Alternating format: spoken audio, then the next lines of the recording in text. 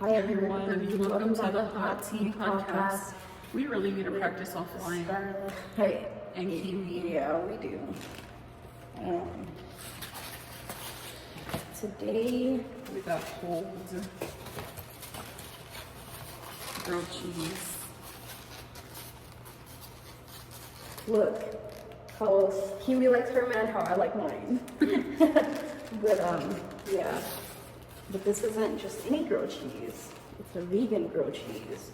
So we're gonna be trying it for you guys today. And telling you what we think. I'm here, guys. She's hurting. Also, we are gonna get our setup right where you could like constantly see us and we look like better for you guys because like we've been looking really rough. But we just gotta perfect like how we want our setup to be. So maybe in our next video we'll have like A better setup. and we'll like be better on our intro and everything. But yeah, guys, this is all we wanted to really do today is try these for you because this cheese is vegan. Yeah, it's a BioLife. That's the brand. And we got it from HEB. Yeah. So we're gonna try it. It was kind of hard to melt at first. Like we had to put it in the microwave to melt the cheese and then toast the bread after. So just so y'all know if y'all buy it. But here we go, guys.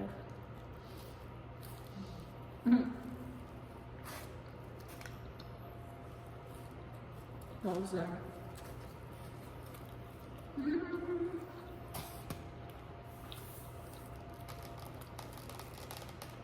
It's like real yellow.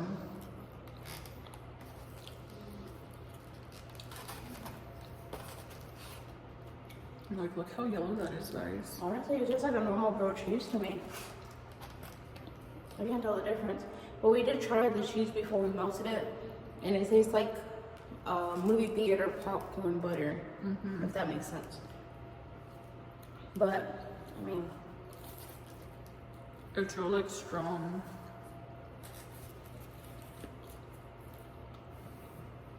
Like, the smell of it. Like, if cheese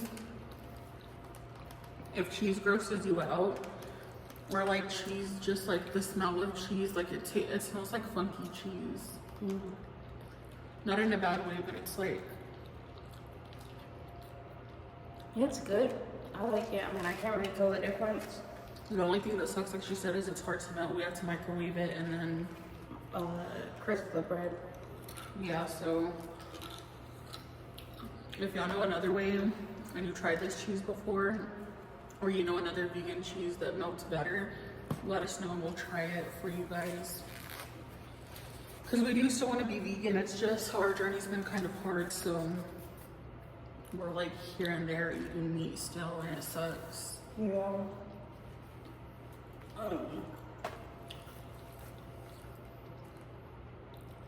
Today is Wednesday.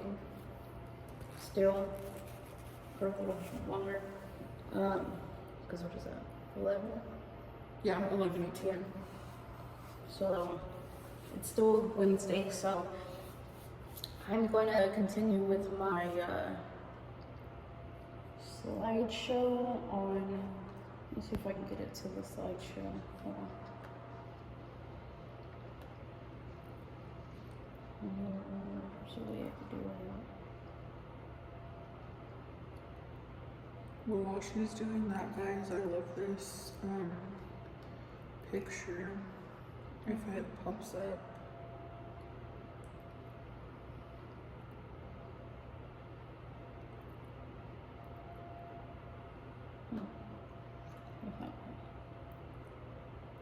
I didn't find the picture. I was going through all of my pictures. I'm sorry.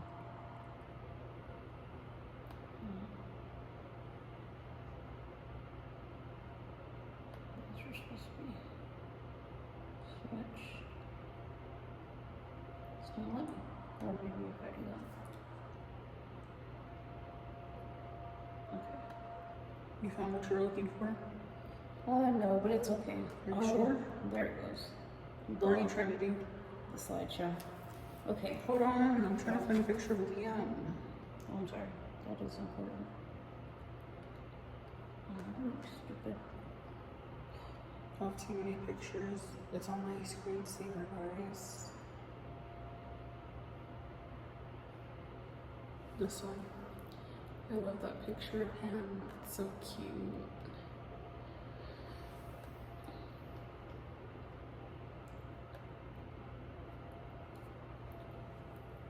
Okay. That's a This very good picture. one. I'm done. Okay. Back to the topics. Okay. This is why. This is why I think CPS does more harm than good. So, Exhibit A was Peaches. Now this is Exhibit B, Gabriel Fernandez. If y'all want to watch like the trial and everything, if y'all want to watch the trial and everything, it's on Netflix. It's called The Trial of Gabriel Fernandez. This was him, the poor baby. That was him being abused, him when he was happy. So that's the baby.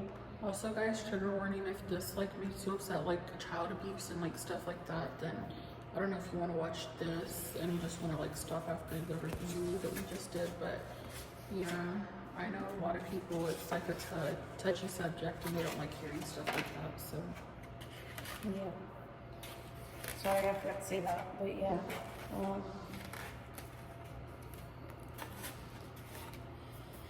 These are Gabriel's parents, Pearl Fernandez and Arnold Costia. I'm so sorry. Pearl and Pearl Fernandez and Arnold Contreras. Those are his parents. His mom and his dad. Is that his dad or the stepdad? No, that's his real dad. Oh, okay. Yeah. Okay, so a little bit about Gabriel.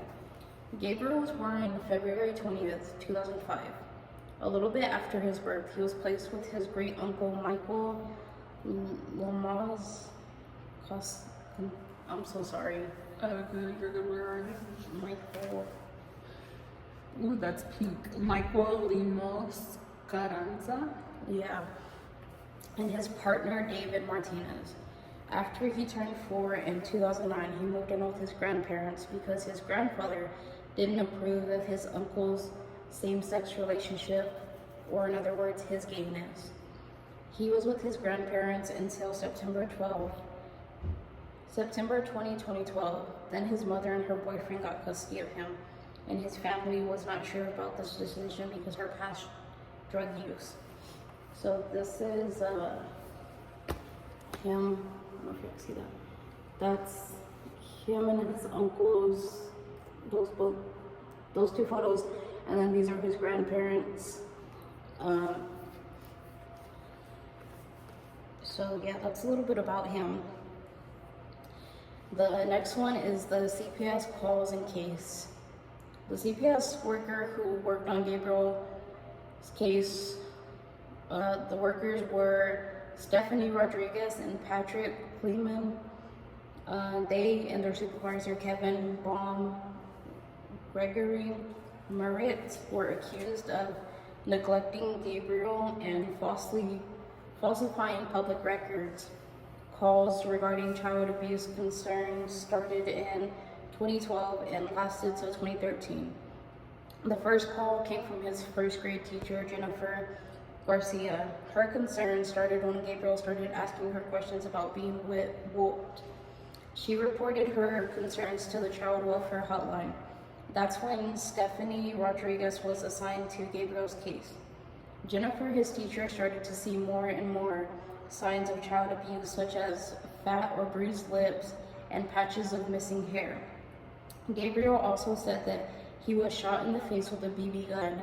Jennifer continued to call the child welfare line and was told each time that a social worker would be checking in on Gabriel. The craziest part was that there was never a medical follow-up for Gabriel, and every time there was a CPS checkup, they never talked to Gabriel directly. They only talked to his mother, which is crazy because they sure did talk to me and my brothers. Anyways, the abuse of Gabriel Fernandez. Gabriel lived with his mother for 8 months, and during this time he was abused and tortured. This included physical beatings that broke his bones, burns from cigarettes and heated objects, shots from a BB gun, having his teeth knocked out with a bat, and he was forced to consume cat litter, cat feces, spoiled food, and his own vomit.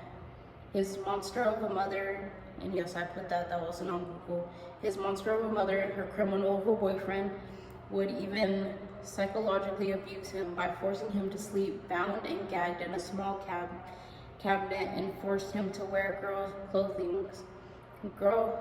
girls' clothing. His siblings had said that their mom and her boyfriend would laugh during the abuse. And this all happened because the mom and her boyfriend believed that he was gay.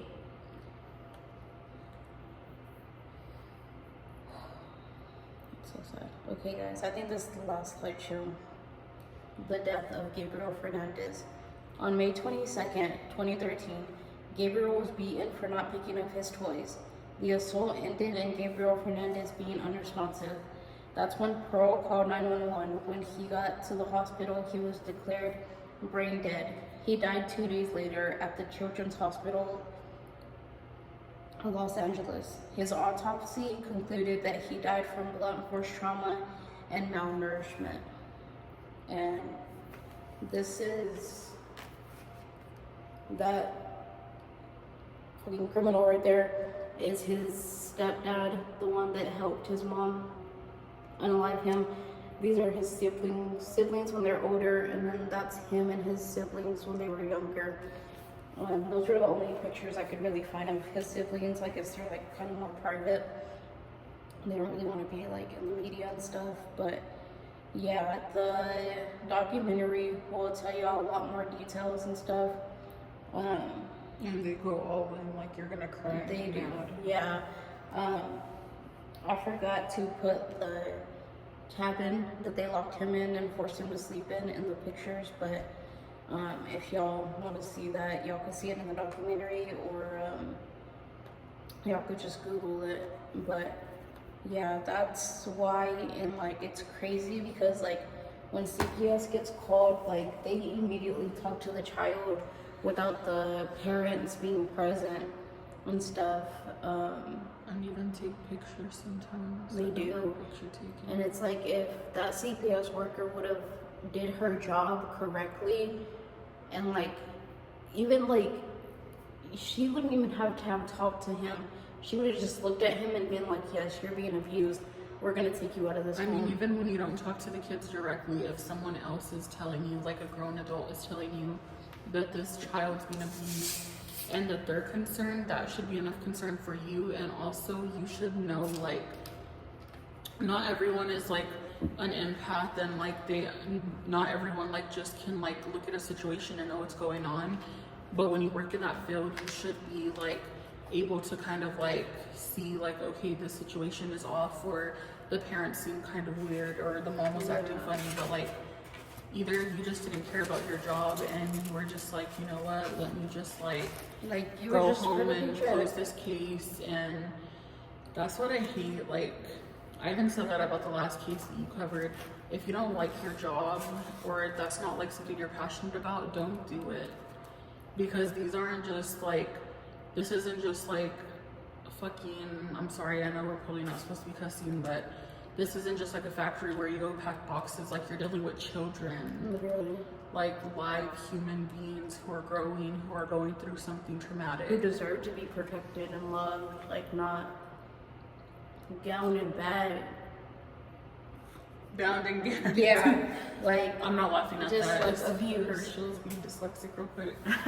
Abused, like I don't know, like these are kids, and like it's so simple. Like if you don't like your job, don't do it. Like there's other jobs that you can work that pay either the same amount of money or more money, and you won't have to do like care for people. Like shit, like I heard that like Wendy's they're paying $17 to be a cook an hour. I know, but like They always mess my tummy up, but I'd work there. I just Yeah, that would be my I wouldn't motivation to not want to eat. Yeah. Every time I eat it. but I don't know, like the poor baby, like may he rest in peace. He's been gone for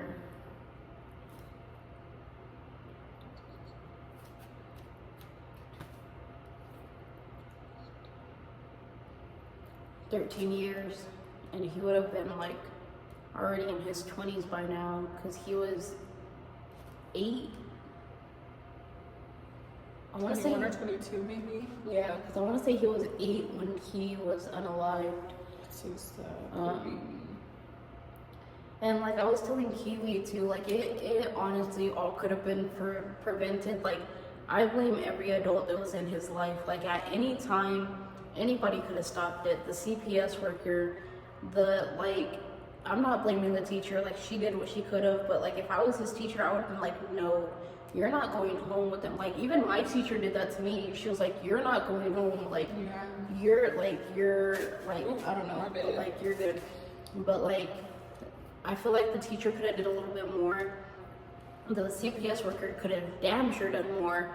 The mom at any time she could have stopped the abuse. Even the boyfriend could have been like, oh, you're crazy. Like I'm not gonna abuse your child with you.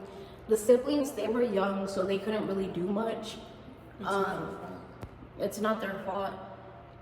And like the grandparents, they could have did something. The uncles could have did something. Like, and I know they tried. Like the uncles, in the documentary, like he talks about it, and like he's just like so heartbroken about it. Like they loved Gabriel, and if the fucking grandfather wasn't a fucking homophobic asshole, then I feel like Gabriel could have still been alive. Like Blame him too. if he would have just stayed with the uncles, he would have lived a happy life. But all because no, they're gay, they're not gonna be good parents. Like no, like fuck, if the grandpa's still alive, like honestly, screw you, dude. Like that poor baby could still be here today. He could be in college. He could have a girlfriend, a boyfriend. He could be happy.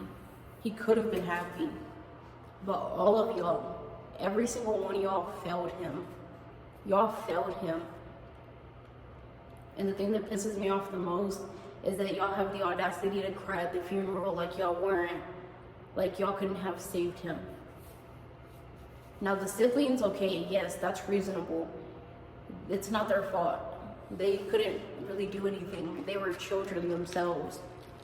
But all the adults, y'all could have stepped in at any time and did something.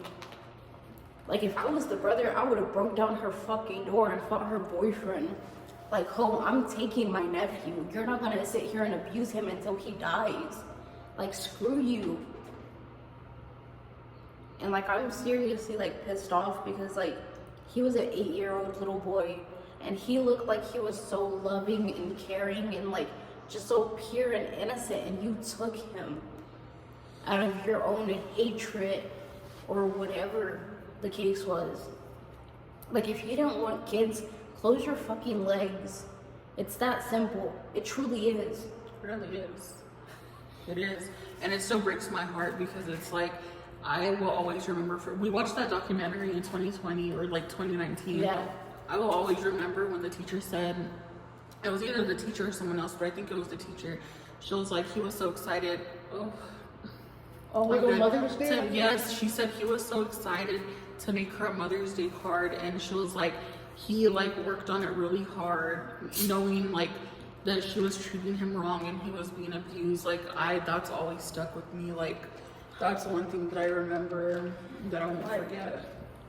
Like he was a baby and he was getting treated horribly, and he still thought of you and thought that you were important enough to make a card for her.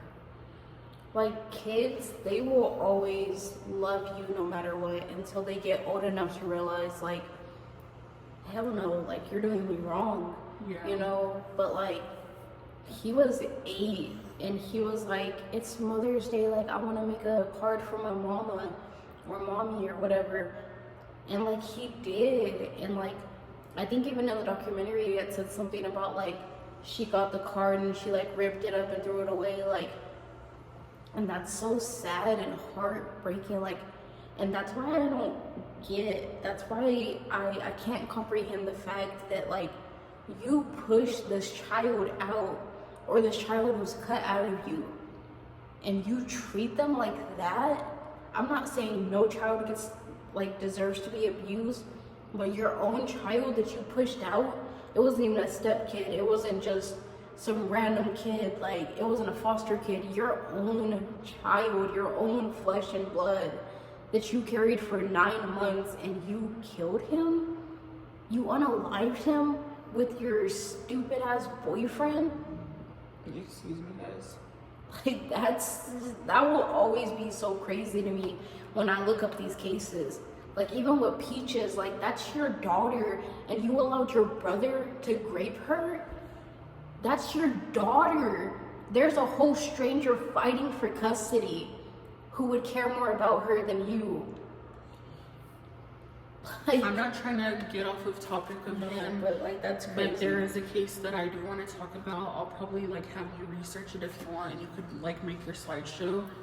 I have to look it up, but basically there was this girl, to sum it up, she was 8 years old or younger, and her mom was allowing the dad to essay her, like, she would record it too sometimes, and the grandma knew too, and apparently he was sleeping with the grandma as well or something. And It's a bad movie I've seen. he would like, he would abuse her, and like he ended up passing away. But Oh. yeah, she grew up and she talks about it and like how all of that happened, but it's just like, it's so horrible.